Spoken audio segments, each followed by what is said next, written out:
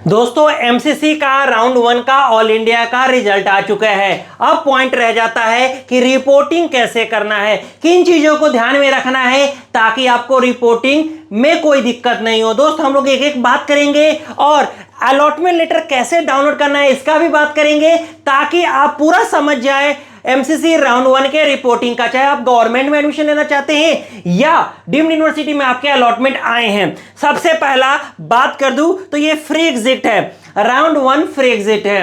आप चाहेंगे तो एडमिशन ले सकते हैं, आप चाहेंगे तो एडमिशन नहीं भी ले सकते हैं, इससे कोई फर्क नहीं पड़ेगा। यह सबसे पहला पॉइंट है, तो इसका फायदा लुत्फ उठा लेना है फ्री एग्जिट का। जो कैंडिडेट को पसंदीदा कॉलेज नहीं मिला, ऐसे ही डाल दिया चॉइस, तो वो नहीं भी लेगा तो एडमिशन चल सकता है। तो ये मोस्ट इंपॉर्टेंट क्वेश्चन आप सभी का होता है, क्या it is necessary to join the allotted medical dental college of round 1?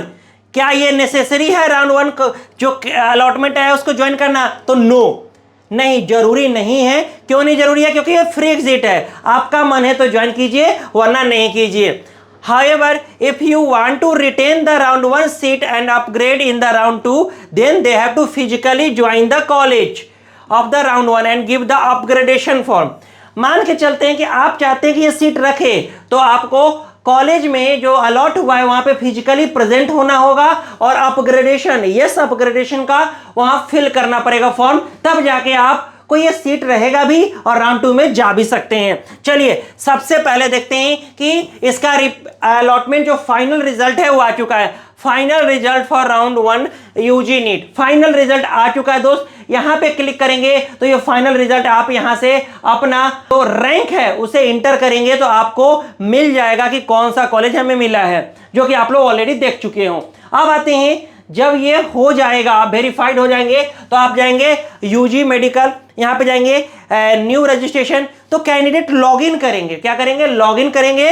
जब ये लॉगिन करेंगे तो आपके सामने आ जाएगा ओटीपी इंटर करने के बाद दोस्त ऐसा आपको पोर्टल दिख जाएगा जिसमें रहेगा आपको सीट अलॉटमेंट रिजल्ट। हाँ, यहां पे मेंशन होगा सीट अलॉटमेंट रिजल्ट, इसको आपको देख लेना है। जब इस पे क्लिक करोगे तो इस तरह से आ जाएगा अलॉटमेंट डिटेल्स, जिसमें आपको लिखा रहेगा आपके रोल नंबर, ऑप्शन कितना नंबर ऑप्शन आपने एंट्री किया है, इंस्टीट्यूट का नेम रहेगा कि कौन सा कॉलेज में आपके अलॉटमेंट हुए हैं, और आपके राउंड 1 मतलब यहां राउंड 1 मेंशन होगा, और रैंक कौन से रैंक पे आपके अलॉटमेंट हुए हैं, एमबीबीएस बीडीएस क्या मिला है, अलॉटेड कैटेगरी कौन सा अलॉटमेंट हुआ है, और नीट यूजी मेडिकल ये सब लिखा रहेगा। अलॉटमेंट का डेट लिखा रहेगा यहाँ पे। ये अलॉटमेंट डाउनलोड कर लो आप, है ना। तो ये आप दिख जाएगा, यहाँ पे आपके नेम रहेंगे, रोल नंबर रहेंगे, इस तरह से सारी चीज आपको दिख जाएगा। उसके बाद आपको क्लिक करना है डाउनलोड सीट अलॉटमेंट लेटर, आपको क्लिक करना है डाउनलोड सीट अलॉटमेंट लेटर। जब इसे आप क्लिक करोगे तो आपके सामने ये पूरा चीज दिख जाएगा कि क्या क्या क्या है। इसे करेंगे आप ये पीडीएफ में download provisional seat allotment letter, यही जरूरी है जो कि आपको दिखेगा इस तरह का दोस्त। हाँ, इस तरह का एक पीडीएफ दिखेगा जिसमें सारा चीज मेंशन होगा कि नोडल सेंटर का ईमेल आईडी रहेगा और मोबाइल नंबर रहेगा, आप उनसे बात भी कर सकते हो। अब आगे क्या करना है इस तरह का देख लेना है, आपके पास ये होना चाहिए। और डाउनलोड आप अब करेंगे, फाइनल जब रिजल्ट आ गया तब डाउनलोड करेंगे नया वाला। क्लियर हो रहा होगा। अब ये देखते हैं कि मान के चलते हैं किसी कैंडिडेट को एक कॉलेज अलॉट होता है बीएलडीजी बीजापुर का जो कैंपस है, मान के चलते हुए ये आपके अलॉटमेंट हुए हैं। क्लियर हो रहा होगा। तो आप क्या करोगे, इनके ऑफिशियल वेबसाइट पे जाओगे। क्या करोगे? ऑफिशियल वेबसाइट पे जाओगे और वहां से एडमिशन में क्लिक करोगे। एडमिशन यहां पे क्लिक करोगे तो यहां पे दिख जाएगा एडमिशन, एक मिनट होल्ड कर लो। एडमिशन पे क्लिक करोगे। अब मान के चलो कोई भी कॉलेज हो, उसके ऑफिशियल वेबसाइट पे सारा इंफॉर्मेशन दिया हुआ रहता है कि कैसे रिपोर्टिंग आपको करना है राउंड 1 का, कौन कौन से स्टेप डॉक्यूमेंट चाहिए। तो आप बीएलडी बीजापुर पे जाओगे तो यहां पे क्लिक करोगे एडमिशन, यहां पे एडमिशन क्लिक करोगे तो यहां पे दिख रहा होगा एडमिशन 2024, ये पे सारे डिटेल्स यहां पे आ जाते हैं। एडमिशन प्रोसीजर ये हर ऑफिशियल वेबसाइट हर कॉलेज के, चाहे सरकारी हो या प्राइवेट हो, उसमें मेंशन होगा। सरकारी वाला में थोड़ा कम हो सकता है लेकिन प्राइवेट वाला में सारा रहेगा। तो आप जब इसे क्लिक करोगे एडमिशन प्रोसीजर, तो यहाँ पे आपको दिख जाएगा कि कैसे पूरा एडमिशन प्रोसीजर करना है। यहाँ बाय स्टेप रिपोर्टिंग करना है फिजिकली, वो बात कर रहा है। ऑनलाइन एप्लीकेशन फॉर्म फिल करना है, उसके बाद फी स्ट्रक्चर आपको पे करना है, mode of the payment details, guideline पूरा डिटेल दिया हुआ है यहाँ पे कि रिपोर्टिंग ऑनलाइन एप्लीकेशन कैसे करना है। क्लियर हो रहा होगा चीजों को, स्टेप बाय स्टेप इन्होंने समझा रखा है। इस तरह से इस चीज को कंप्लीट करेंगे और साथ में जो कॉलेज का जो ईमेल आईडी हो या वेबसाइट पे जो मोबाइल नंबर हो, उनसे आप बात करके समझ लेंगे कि कैसे करना है। हर कॉलेज का थोड़ा सा डिफरेंस हो सकता है, लेकिन ओवरऑल प्रोसीजर यही रहेगा। उसके बाद आपको फीस पेमेंट भी ऑनलाइन कर देना है। ये पूरा डिटेल रहा, A to Z बात जो आपको मैंने कॉलेज का अकाउंट नंबर वगैरह भी मेंशन है, लेकिन ये एनआरआई के लिए है। नॉर्मल कैंडिडेट को डायरेक्ट आपको पेमेंट करना है। जैसे फिजिकल रिपोर्टिंग का भी वेन्यू, मतलब कहां पहुंचना है, वो दिया हुआ है। जनरली जिस कॉलेज में आपका अलॉटमेंट आया है उसी में आपको रिपोर्ट करना है। यहां लिखा हुआ है रिपोर्टिंग के लिए, ये कॉलेज मान के चले महाराष्ट्र का किसी कैंडिडेट को मिला है तो ये महाराष्ट्र रिपोर्ट करेगा। कब तक करना है शेड्यूल, जो कि आपको मैं पहले भी बता चुका हूं, एमसीसी का काउंसलिंग का शेड्यूल क्लियर हो रहा होगा, जो कि आपको करना है 24 से लेके 29 तक ही राउंड 1 में रिपोर्टिंग कर सकते हो। क्लियर हो रहा होगा। अब थोड़ा सा हम लोग रूल्स जान लेंगे, रूल्स समझ लेंगे कि क्या बात कहता है, और डॉक्यूमेंट समझ लो क्या क्या लेके जाना है। रूल से पहले डॉक्यूमेंट्स लेके जाना है दोस्त आपको। अलॉटमेंट लेटर जो एमसीसी का द्वारा अभी दिया गया, जो डाउनलोड करने वाला मैंने बताया। एडमिट कार्ड जो इश्यूड बाय एनटीए, जो नीट का एडमिट कार्ड है। रैंक कार्ड जो नया वाला आया है 26 जुलाई वाला, वो रखेंगे। 10th card, date of birth certificate अगर रहेगा तो वो रहेगा। Class 10th certificate, 12th certificate, 12th का मार्कशीट, और 8 पासपोर्ट साइज फोटो जो नीट वाला रहेगा वही ले जाके जाना है, नीट वाला फोटो। ठीक है, मतलब जो नीट में अपलोड किया था। आधार कार्ड लेके जाना है, पैन कार्ड, ये सभी चीज रख लेना है। एनआरआई के लिए ये सब पासपोर्ट स्पॉन्सर्ड एफिडेविट ये सब रहेगा उनके लिए।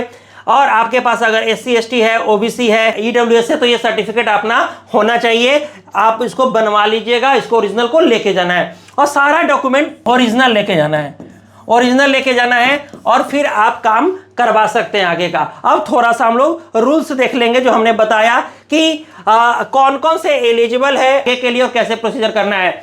राउंड 1 में जो अलॉटमेंट कैंडिडेट का आया, उसके बाद क्या है, अगर आपके अलॉटमेंट आया है तो यस, अगर अलॉटमेंट आया है तो रिपोर्ट करेंगे कॉलेज को, कंप्लीट एडमिशन फॉर्मेलिटी। क्लियर है। अगर आपके अलॉटमेंट नहीं आया है तो आप सेकेंड राउंड में ऑटोमेटिक एलिजिबल हो जाएंगे। आपको कोई सिक्योरिटी अमाउंट या कुछ नहीं करना है, बस लॉग इन करेंगे, चॉइस फिल कर सकते हैं सेकेंड राउंड में। अलॉटमेंट आया है तो रिपोर्ट करेंगे, और अगर आप चाहेंगे तो रिपोर्ट करने के बाद billing list for the upgradation round 2 में आप जाने के लिए भी कर सकते हैं अगर आप चाहेंगे तो। अगर आपको जो अलॉटमेंट आया नहीं चाहेंगे लेना एडमिशन, तो फ्री एग्जिट का मजा ले सकते हैं। मैं इसी की बात कर रहा था, फ्री एग्जिट मतलब हम राउंड 2 में डायरेक्टली पार्टिसिपेट कर लेंगे। राउंड 2 में फ्री एग्जिट यही है।